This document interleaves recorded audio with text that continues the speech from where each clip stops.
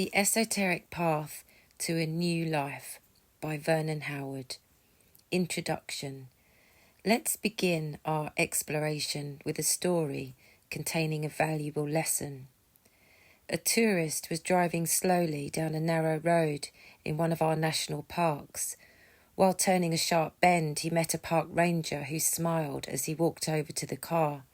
The ranger said, "Go back 3 miles and turn right at the cabin." "I'm sorry," apologised the tourist, "but I don't understand what you're talking about."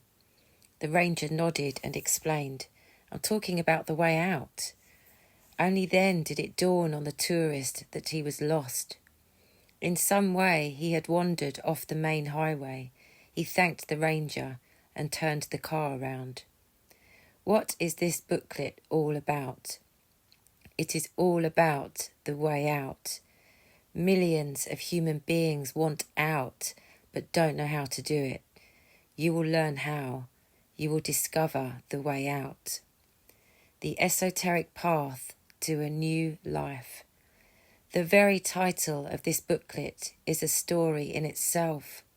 The dictionary defines esotericism as secret knowledge, as wisdom possessed by only a few people within the inner circle.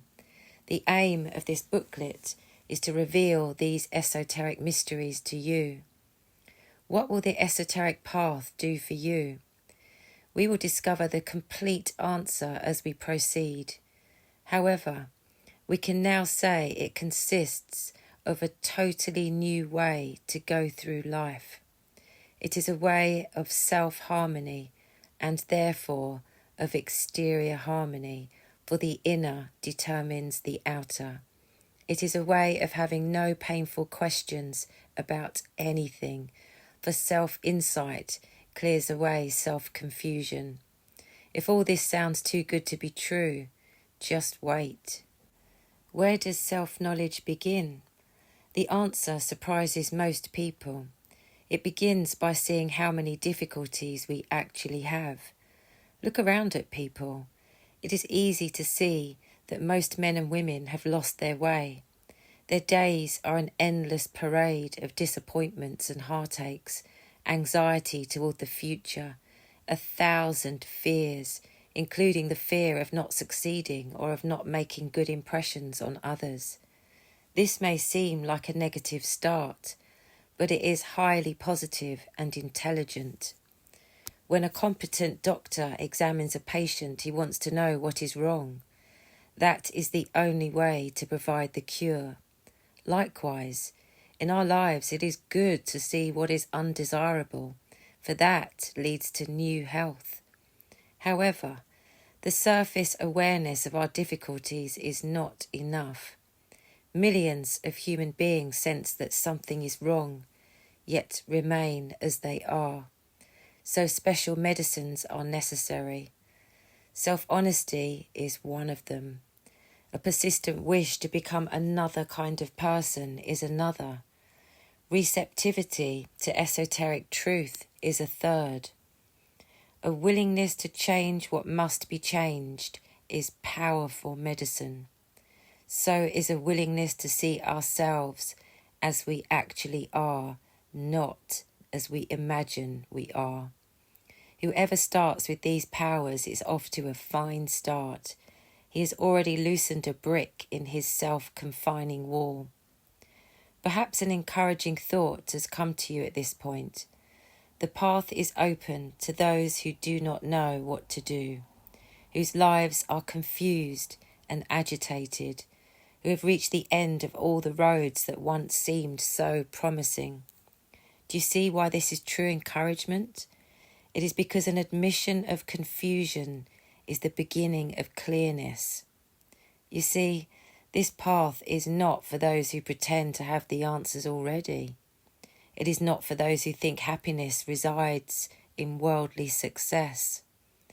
This way is for those who no longer want to pretend that all is well, for those who know that they do not know. They are the ones who finally learn what it means to be truly free and happy human beings. I would like you to please keep the next point in mind at all times. These ideas and procedures may seem unusual or even strange to you at first. They may sound contrary to what you presently accept as true. This is perfectly normal and is an essential part of the learning process. You can use it for inner advancement by simply observing your surprise or wonderment at a new idea. Do just that much for now. Observe your reaction and let it pass from your mind, just as you might observe a bird passing and disappearing across the sky. Ask yourself, have my old ways and my usual procedures done anything for me? Answer frankly.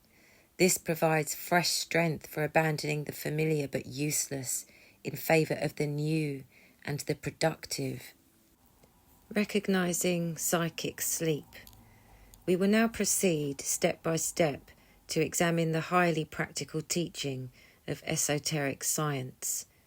Esoteric mysticism teaches that humanity dwells in a state of psychic sleep. It can be called by other names, such as saying that man lives in foolish illusion, that he deceives himself about everything, that he lives in flattering and self-damaging ideas about himself and his life. This psychic sleep is the cause of every human problem and disaster. It is sleeping people who suffer from heartache and loneliness, from fear and violence. Only self-awakening can end these sorrows. However, and please emphasize this point in your mind, man does not know he is asleep. So deep is his immersion in psychic hypnosis that he instantly denies his actual condition. In other words, he does not know that he does not know. He spends his entire life under the gigantic illusion of being happy and productive, never once facing the terror in which he lives. Man huddles fearfully in a haunted house, which he calls a castle. Have you ever been in a room full of people when someone behaved foolishly or childishly? You sensed that he did not know how he appeared to others. In fact, he may have believed he was behaving cleverly or courageously. Everyone in the room saw him as he really was, except the man himself. That is a perfect example of human hypnosis, of psychic unawareness. The ancient philosopher Socrates provided a classic illustration of man's mental sleep.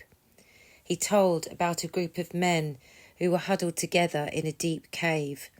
Their only light was a fire that blazed in the centre of the cavern. The fire cast strange shadows against the wall of the cave, frightening the prisoners. So the men sat there in terror and confusion, all but one. One of the prisoners made up his mind to explore the cave. When doing so, he found a secret tunnel. Following it all the way, he finally found himself in the outer world of sunshine and beauty. We will now look at a chief characteristic of spiritual sleep. When this is understood, all the pieces of life fall into place, revealing the whole picture. Man has a false idea of who he is. He has an illusory sense of identity. This false self is manufactured out of self-flattering imaginations and out of self-pleasing labels. He labels himself as a successful man, or as an intelligent thinker, or as a human being with lofty motives, but these are mere ideas he has about himself, and he is not these ideas. We can easily prove this. Whenever a man feels depressed or irritated, it is simply because his false identity seems not to be confirmed. Both these reactions are false, so the man is their slave. Have you ever noticed how nervous people get when their pet ideas are challenged? Let this be a clue for you. By patient self-investigation, we discover who we are not, and that ends the anxiety of not knowing who we are. To summarise this vital point, Man wrongly believes that he possesses a separate self, an individual ego. This false idea causes fear, loneliness, neurosis. It throws him into conflict with other people who are also under the illusion of having separate selves. No man is apart from the whole, from the all. Man is one with the universe. Human beings are like dozens of ponds, each reflecting the light from the same moon. This is not philosophy. This is a fact. The secret of self-observation.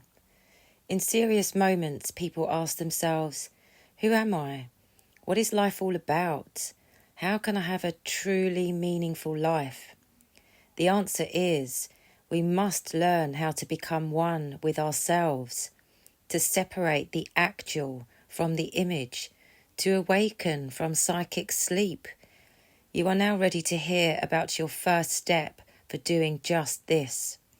Starting today, begin to observe yourself in action, whether you conduct business or work in the home or talk with a neighbour, whatever you do, watch yourself doing it.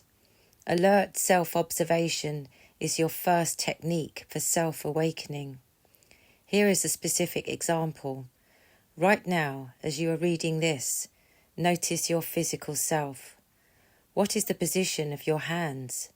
Are your muscles unnecessarily tense? Be aware of the expression on your face. See everything possible about your physical self. At the start, it is easier to become aware of physical items, but proceed from the outer to the inner. Observe the thoughts that pass through your mind when watching the news on television. Be conscious of the emotions you feel when criticised by someone. Neither condemn nor approve anything you see in yourself.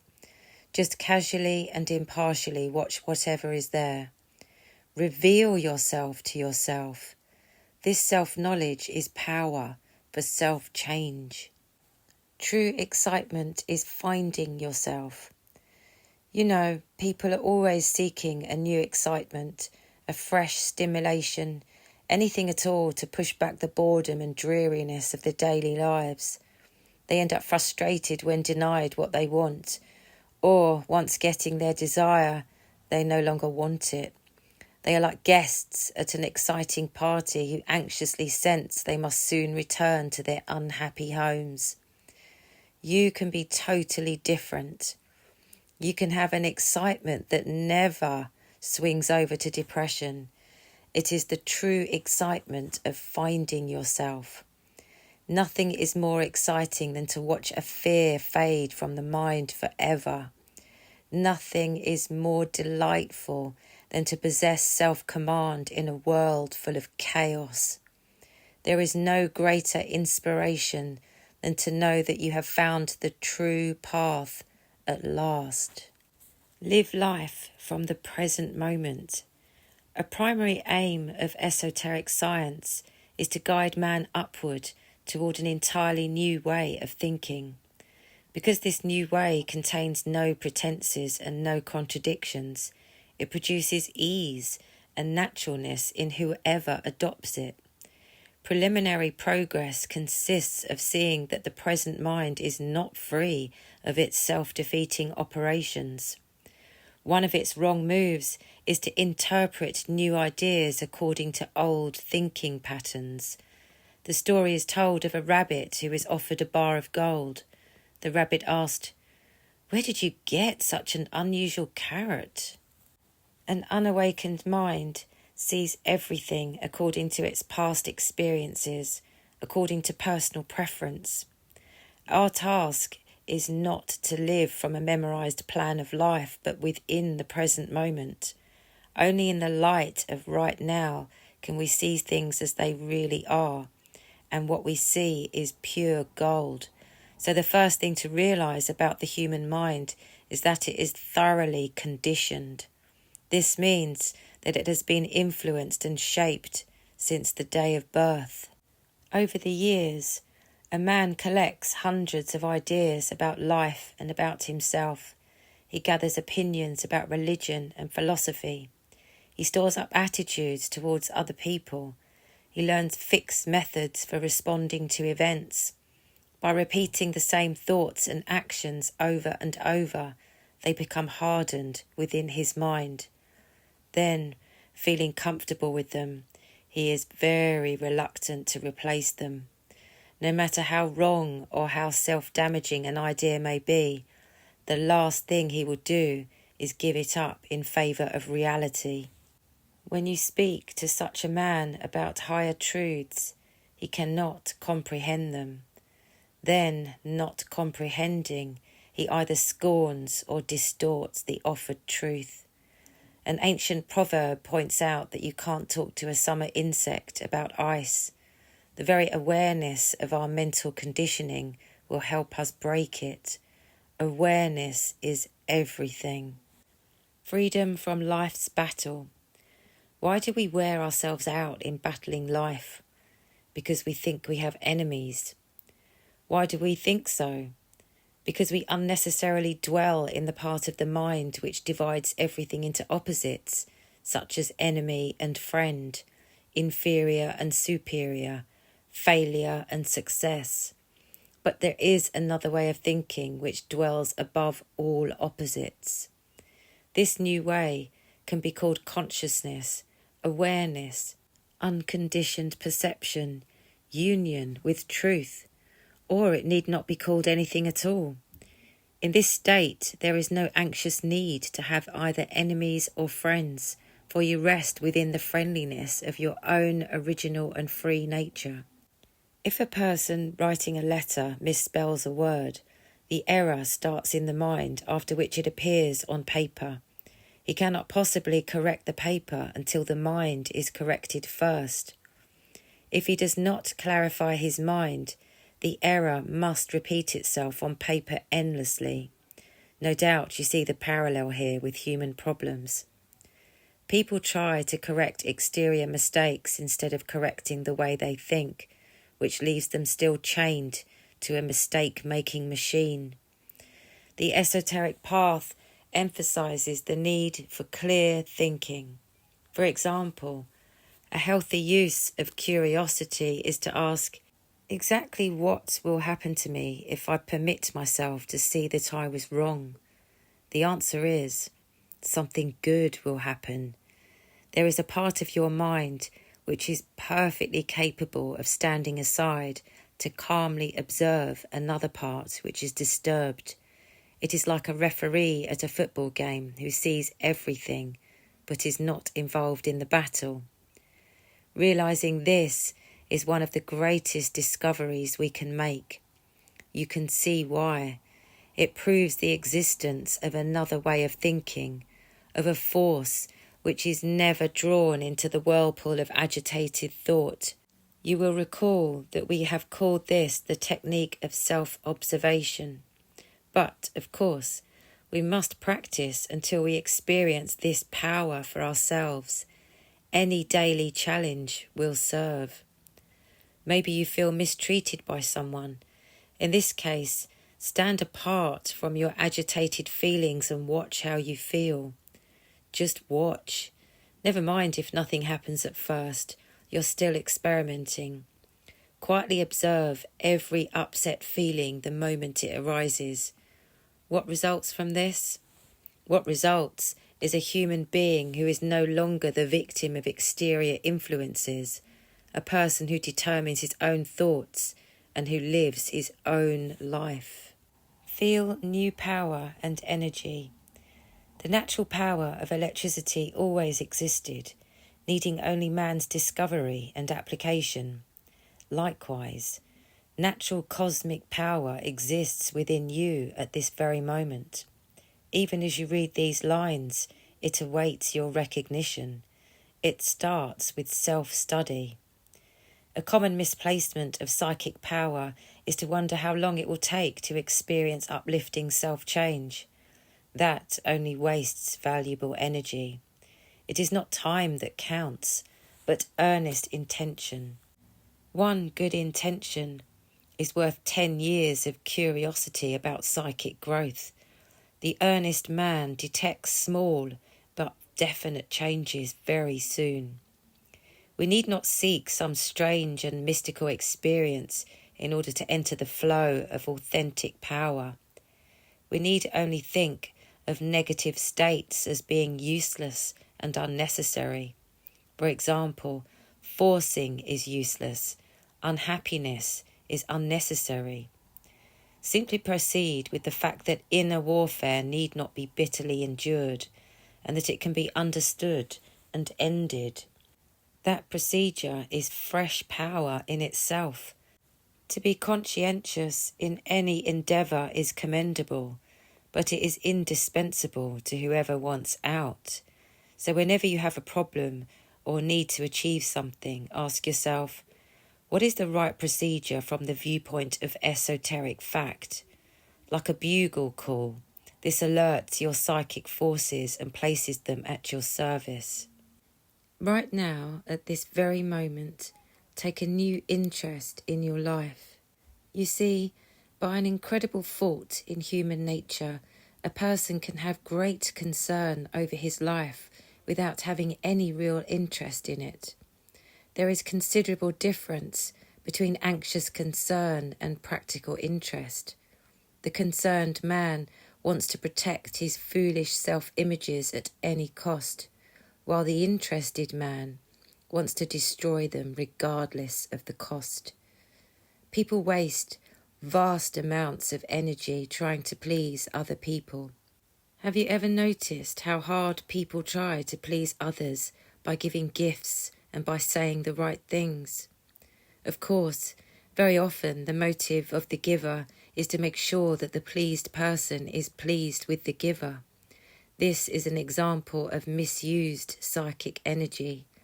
Nothing good can ever come from pleasing people in order to make them pleased with us. A man becomes the slave of people whom he tries to please in the wrong ways. So spend your energies wisely. I will show you one way to do this. How rarely it occurs to anyone to try to please the only thing worth pleasing, which is the kingdom of truth within. Let this idea dominate you.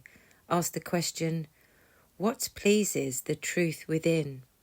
The answer will arise from within.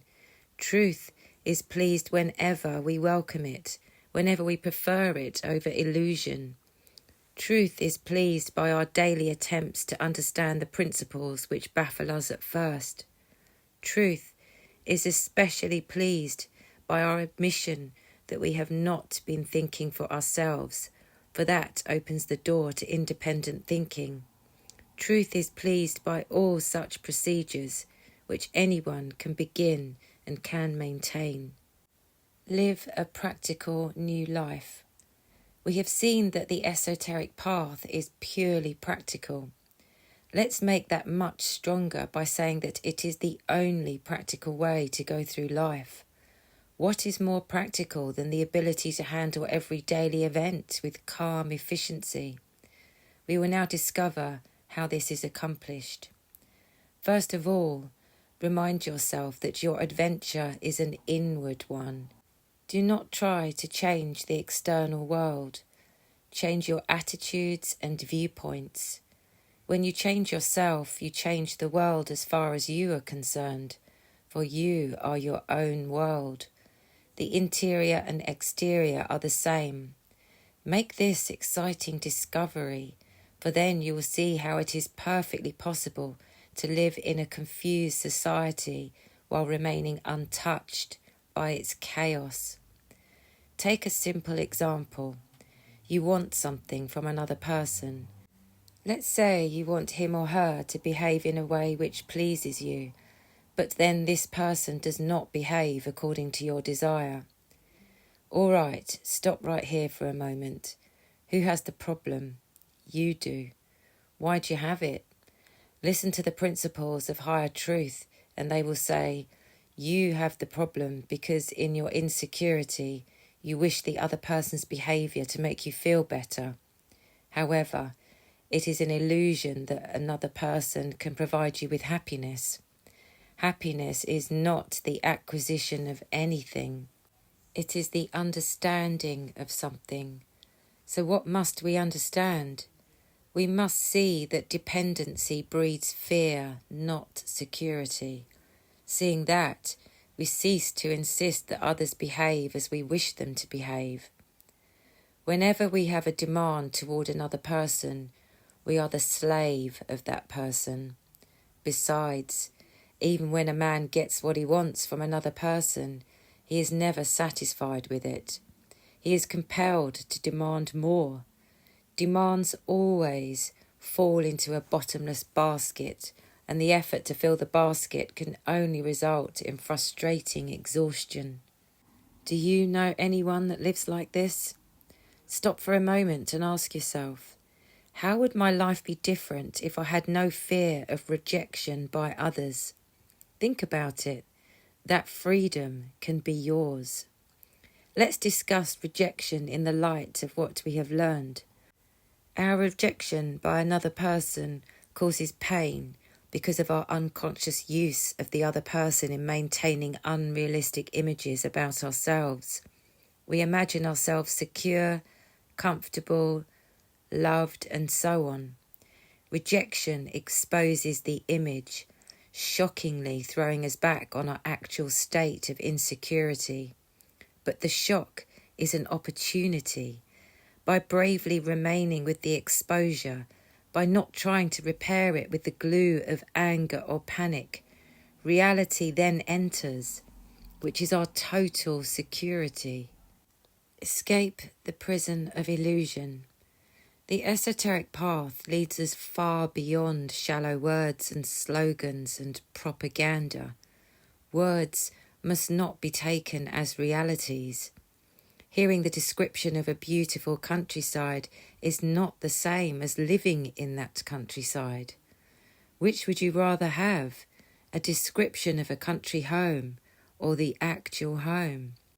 Because they fail to see through words and labels, human beings live in mere descriptions of the good life, never really seeing how little they have of it. Take the word freedom. How frequently and how loosely it is tossed around by those dwelling in dreamland. We hear talk of political freedom, freedom from society's foolish rules, freedom from poverty, and so on. But authentic freedom consists of just one state. That state consists of individual liberty from one's own illusions.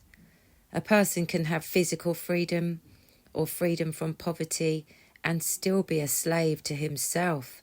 So every man or woman must ask the challenging question, what is my actual inner condition? Ask that question of yourself. Ask it with a strong determination to see your actual condition, whatever it might be. Is an envious man a free man, or is he in mental prison? Is a bitter woman at liberty, or is she behind invisible bars?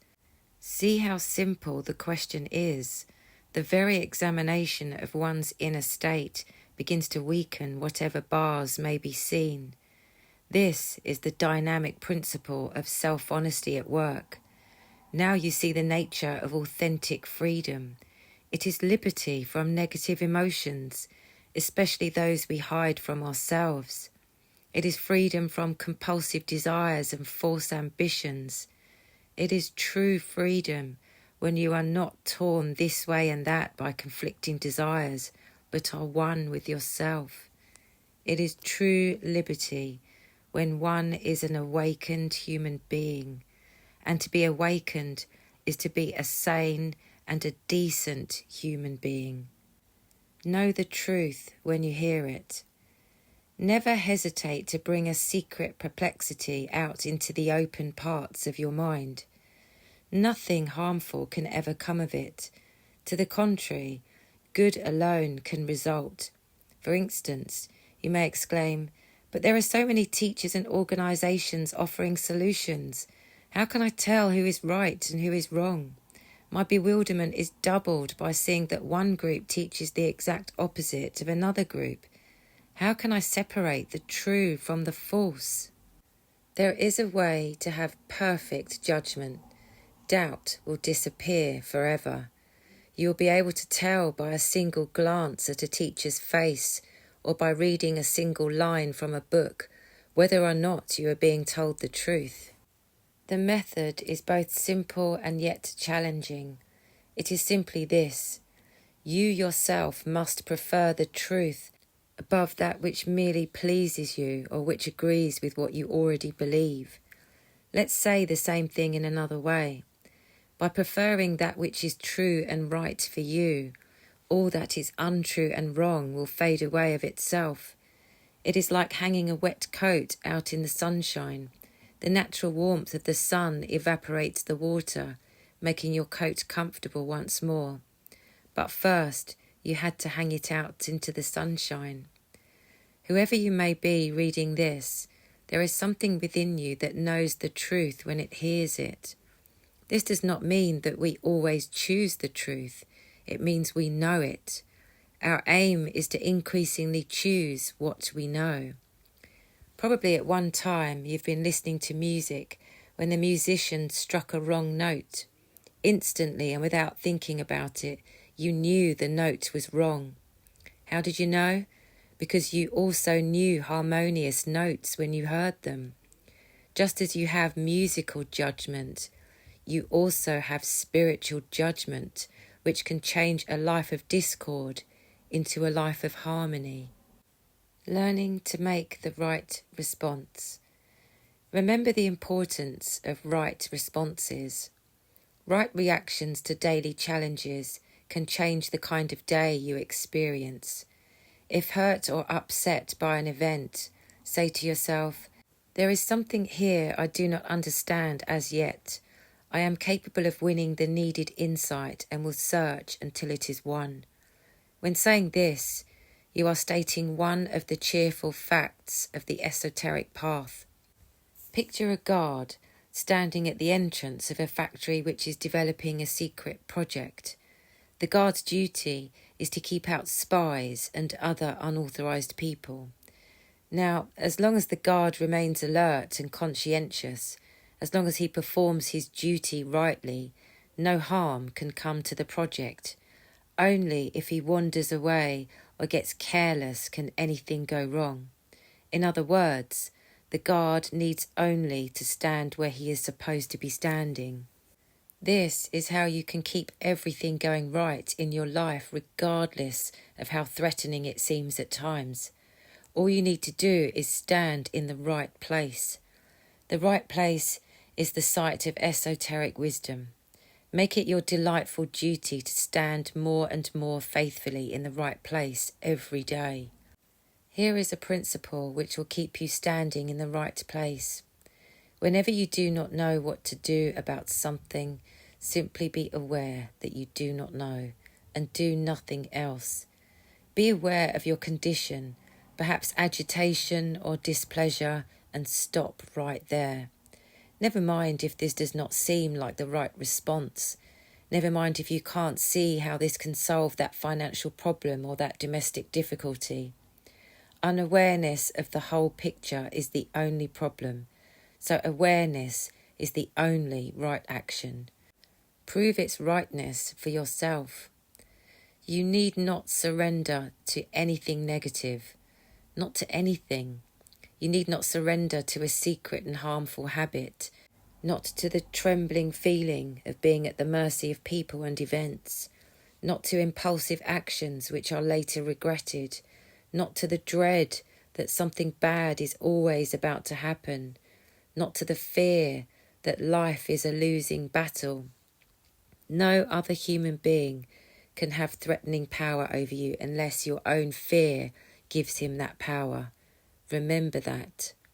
Any time you wish, you can calmly refuse to be afraid of another person, and that quiet refusal will end all fear.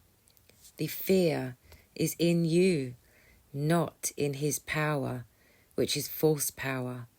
Your enlightened mind has total authority over another person's unhealthy mind, and if he tries to make you afraid, he does have an unhealthy mind. we must learn to listen to the voice of reality, not to the voice of our own fears. To do this, we must distinguish between reality and fear. To do this, we must become mentally silent, very silent. From this quietness, there arises a unique realization.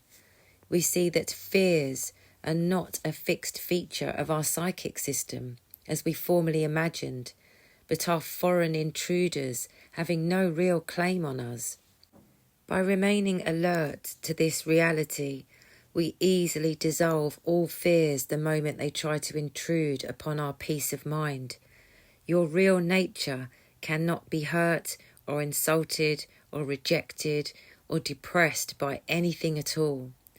Imagine yourself standing in your home while pointing a flashlight beam outside into a stormy night. The storm has no power whatever to disturb the beam of light. Being of a totally different nature than the storm, the light passes through just as if the storm was not there. When our nature becomes different, storms may rage, but they cannot touch us. You are then in the world, but not of it. Command your life in the right way. People want to know how to understand and control daily events. It is quite possible to understand and command both events and people. However, this control is totally different from what people think it is. You must see control from the esoteric viewpoint, which we will now discuss. You take command of everything in your day by having no need to command it at all. It is very important to grasp the meaning of this, so please follow and review carefully. First, let's see why a man wants to control and influence another person. He may hope for a material advantage, such as money, but there is a deeper motive, a dangerously self-defeating motive. By having power over others, he thinks it confirms his possession of a separate ego, a separate self. For where there is the commanded, there must also be the commander. So in order to preserve the illusion of being a commander, he seeks every opportunity to control and influence people and events.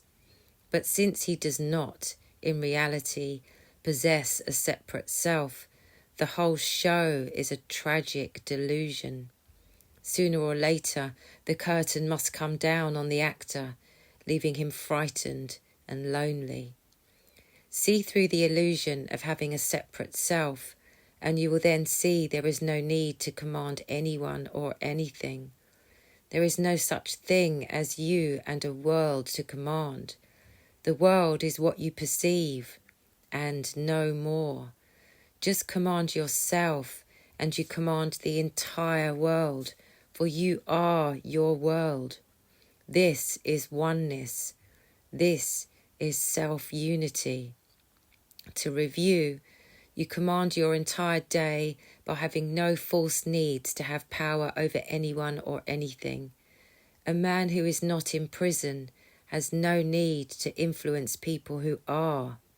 In this state of self-unity, we then meet every daily event perfectly, whether it is a family situation, a problem regarding sex, or any other challenge. Helpful hints for self-teaching. By this time, you realise what is the most valuable kind of teaching: self-teaching. While having the assistance of classes and books, we must always end up as self-instructors. The purpose of a class or a book is to help you to find your own resources of wisdom, to guide you toward being your own guide. Let's take an example of a man we will call Mr. X. Mr. X no longer wants to live with feelings of emptiness. Moreover, he is tired of pretending to himself and to others that he is on the winning side.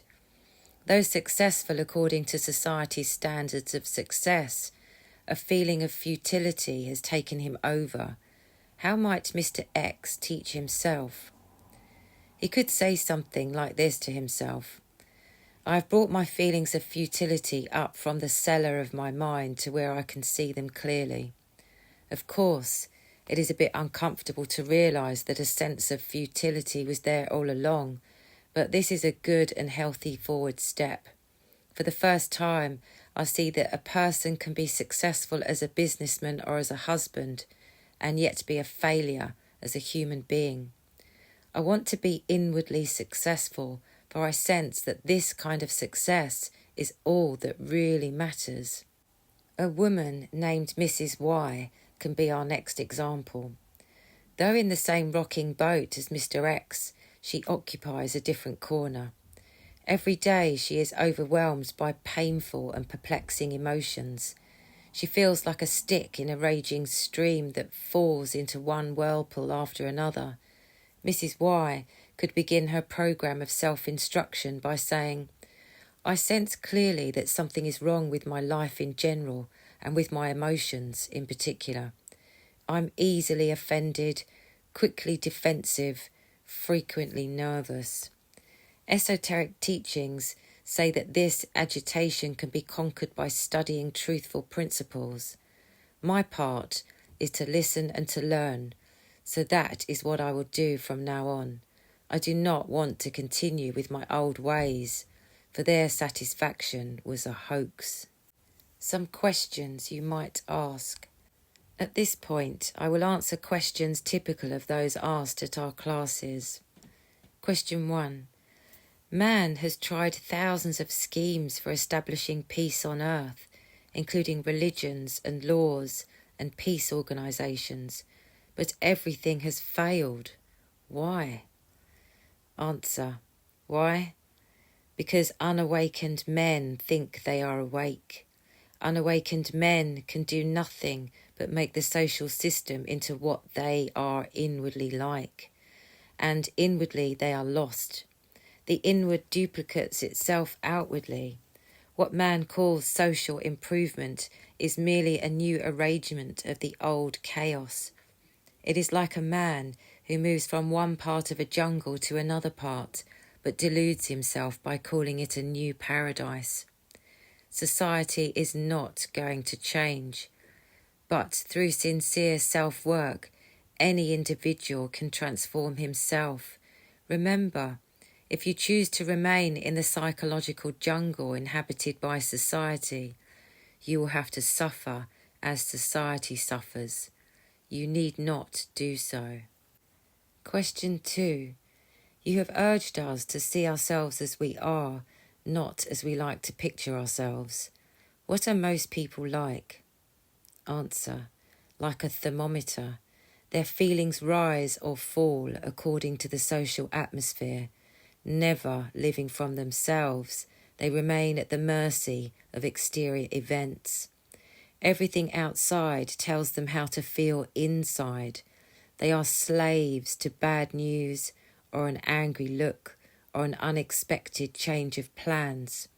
And, of course, the more a man is influenced by exterior events, the more he will angrily insist that no one tells him what to do. It is not necessary to live like a mindless thermometer. Any man can learn to live from himself. Question 3. What determines our rate of speed along the esoteric path? Maybe I can state the question in another way. How can we make swift progress towards self-unity? Answer. How much truth can you take without getting irritated or distressed? That is what determines your progress. The more you can take, the faster and higher you can climb. Remember, irritation and distress tell a lot about your psychological level. Happily, the more you take, the more you're able to take. So even if you react wrongly to a truth you don't want to hear, try to observe your reaction. Be aware of your resistance. This awareness will make you more receptive, which is the same as being on a higher level of understanding. While it may seem otherwise at times, nothing but good can come from courageously hearing the truth that parts of us do not want to hear. Question 4. Why are personal problems so persistent? Even when one of them goes away, two more jump up. What is wrong with our attempts to end problems? Answer. Any attempt to solve a problem on the level of acquired thought can only sink us deeper into the problem, for conditioned thought is the problem. So we must see and practice the right way. We must rise from the level of everyday thought to the higher level of consciousness. Consciousness is above the plane of battling thought, and therefore has no problems at all. The attempt to solve difficulties with acquired thought is frustrating escapism, but to use consciousness is wise self-elevation. Never mind if all this sounds strange to you. Give it your careful attention. Someday you will be very glad you did. Question 5. What is an awakened man like? Answer. We could talk about it for hours, but I will mention one characteristic of an awakened man. Having had the courage to examine his own nature, he understands the nature of other people. At a single glance, he knows the psychological history of any man or woman he meets.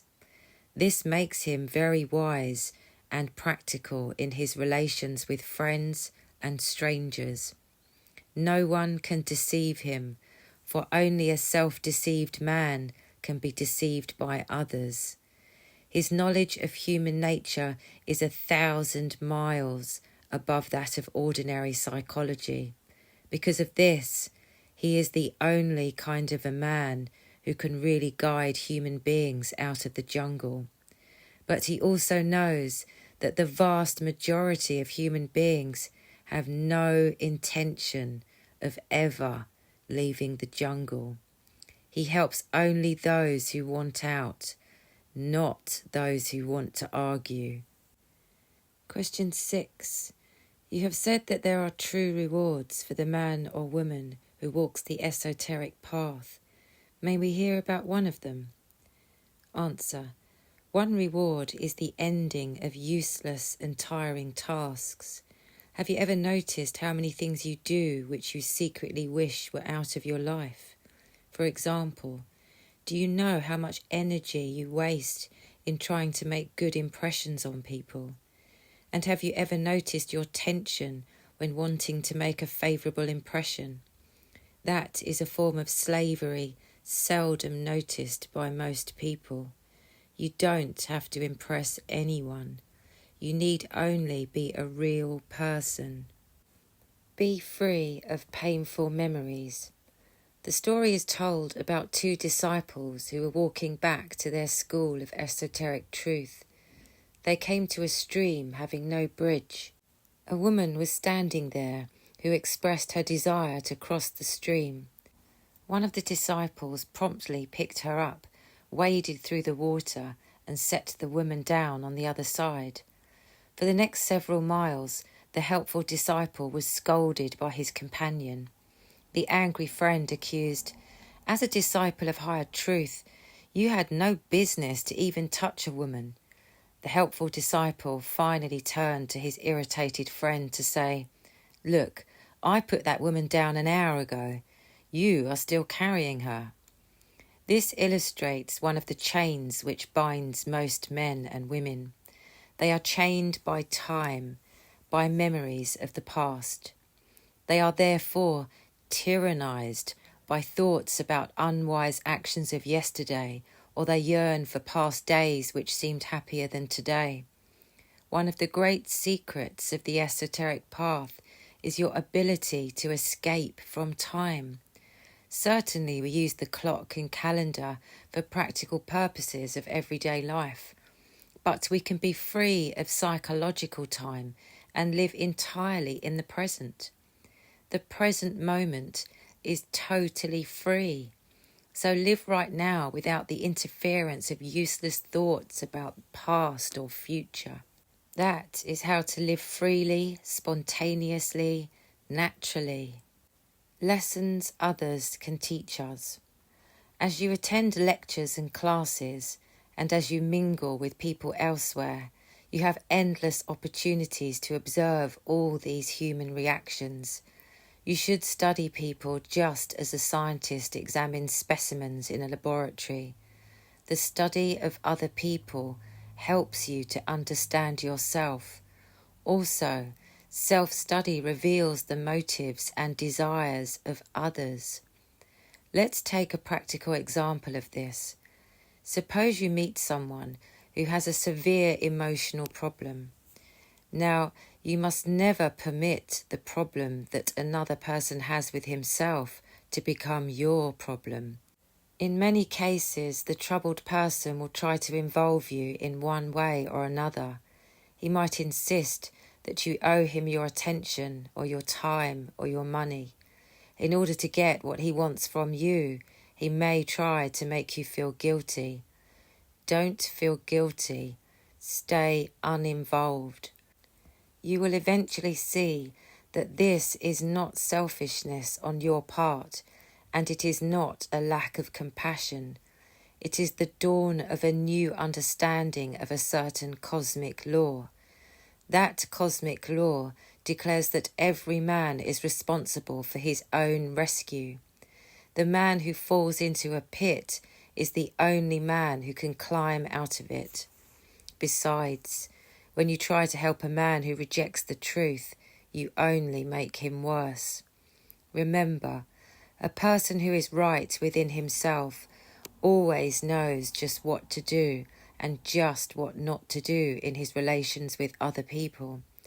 Just as we forecast a storm by knowing clouds and temperature, so can we forecast and avoid psychic storms by knowing how human nature operates in its depths.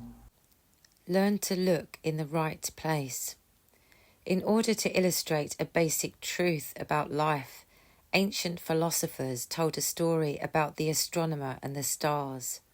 The astronomer habitually took an evening stroll outside the city to gaze at the starry heavens. While lost in stargazing, he fell into a well. His cries for help brought rescuers on the run. One of them advised, "It is better to see your very next step than to lose yourself in skies you do not yet understand." The keys to right living are as close as your own mind. To look in the direction of human rules is to stumble and get hurt, which happens to millions of people every day. But the mind that has wandered from itself can also return to itself, and then there are no more questions. If we are confused about cosmic matters, we will also be confused about earthly affairs. But clarity on the cosmic level provides awareness on the human plane. It is useless to try to understand human affairs as if they are apart from cosmic action. We cannot understand a flying stone just by watching its flight. We must see who threw it and why. A man understands why his life unfolds as it does by understanding the operations of his own nature. He must understand that he is the cause of his own effects. Not only does he get what he gives, but he gets what he is, for like attracts like. An eagle is attracted to another eagle. A sheep desires the company of other sheep. In other words, a man attracts to himself more of what he already is. This cosmic law operates endlessly, whether or not the man understands it. He must seek to understand. This information is a delightful revelation to those who no longer want to attract unhappy results. They can study themselves and change their nature, after which different and happy results are certain. For the next several days, do this. Observe how a thought produces a certain kind of result. Notice that an excited thought reproduces the excitement in your voice or in gestures. Observe how a gloomy thought spoken aloud to another person tends to make the other person gloomy. This practice helps you to understand the mental law of cause and effect. You then understand that you can change your life by changing your thoughts. You can know the right thing to do. People constantly cry out, "But what shall I do?" The answer is that you have nothing to do but be yourself, which means to stop being the stranger that goes around masquerading as you and spilling you into one heartache after another. If you could see the full significance of this statement, you would know just what to do when someone offends you, when you are afraid of being alone, when you feel lost and helpless. When you are yourself, the question of what to do will never arise. You simply flow. In this free flowing, there is no separation between you and whatever comes your way. Because you are one with all of life, there is nothing to question, nothing to decide, nothing to fight. In this state of understanding, the entire world is yours. The world is your classroom. Use it as such. Observe how anxiety and confusion dominate the people you know. Then notice how unhappiness and pretense go together. Then see even deeper. See that unhappy people live in pretense because they don't know what else to do. They actually believe that pretense is essential to their survival. The fact is, pretense is just another prison bar preventing wholeness. The very awareness of this is an invitation to wholeness. Take self-contradictions in people. You have noticed many times how people say one thing while thinking another. This is a simple example of psychic self-division. A man says he is glad to help his neighbour, yet feels resentful when called upon for aid.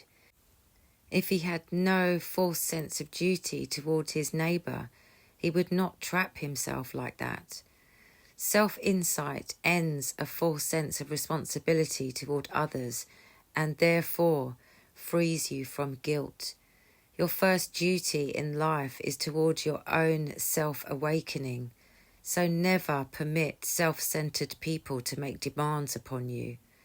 Two sick people can't help each other, but if one of them gets well, it can be of genuine help to the other. Self-healing comes first. Make it first. We have seen that another psychic world exists. We have also seen your ability to dwell in its richness. A third point must be made. This new world can be reached by only one path. That path is to apply esoteric truths to our inner nature, to make them a part of the daily self. We must receive and hold truthful impressions, much like the basin around a tree receives and holds water. That is what succeeds when all else fails. Guidelines for your journey. Here are 2 actions which will make this guidebook of maximum benefit to you. Action 1. Read this as often as possible. Each time try to see a new truth or lesson not seen before. You'll be pleasantly surprised at the speed with which everything becomes clear. By working in your own orchard, you receive the fruits of that orchard. Action 2. Join a study group or form your own group for esoteric exploration. Great energy is awakened when earnest men and women meet for the purpose of inner enlightenment. We will now summarize everything we have covered by reviewing 12 outstanding points. 1. Mankind dwells in a peculiar state of spiritual sleep, which causes all his heartaches and tragedies. However, any sincere individual can awaken and rescue himself. 2. A chief characteristic of psychic sleep is a false identity. A man labels himself in dozens of ways, then believes that these mere labels and words are real.